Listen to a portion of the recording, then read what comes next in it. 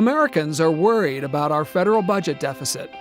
But people who worry about our country's economic health also need to understand that we're creating another kind of deficit in the U.S. that impacts every community and industry in the country, the innovation deficit. America's economy has been built on innovation and new ideas that create jobs and healthy communities. After World War II, our federal government helped the U.S. grow the world's strongest economy with strategic investments in education, science, and technology that made our country the world's innovation leader.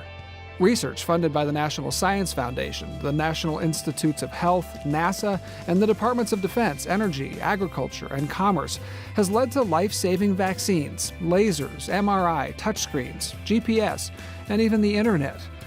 In fact, more than half our country's economic growth in recent decades has been thanks to innovation, much of which has resulted from federally funded scientific research.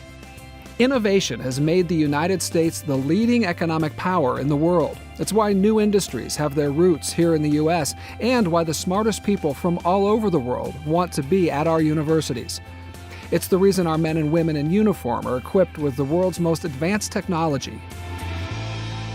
But now, that's changing. Scientists and business leaders agree that a growing innovation deficit means the U.S. could lose its lead in science and technology, and once that lead is lost, it could be difficult to regain.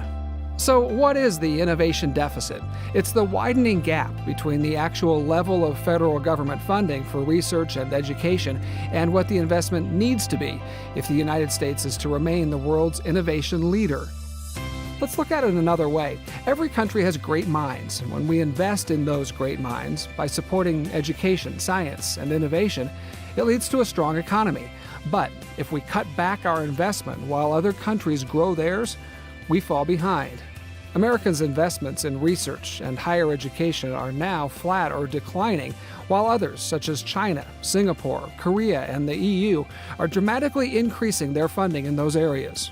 Federal budget cuts to science and education programs over the past several years, compounded by sequestration, helped create this deficit. If we don't address the innovation deficit, it will be impossible to grow our economy, overcome our budget deficit, and create the jobs of the future as the rest of the world makes great strides. And the stakes are high.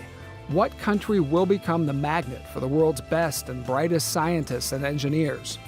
What country will create the next information technology industry or biotechnology revolution? Who will make the next big discoveries in medical treatments, devices, and life-saving drugs? Will the United States continue to be the innovation leader, or will we be just another competitor? If the United States is to remain the world's innovation leader, we must close the innovation deficit by growing and sustaining federal investments in scientific research and education. We need students and teachers who are challenged to think critically and ask tough questions. We need laboratories that have the resources to break new ground. We need great universities that attract and grow great thinkers. Together, we can make it happen.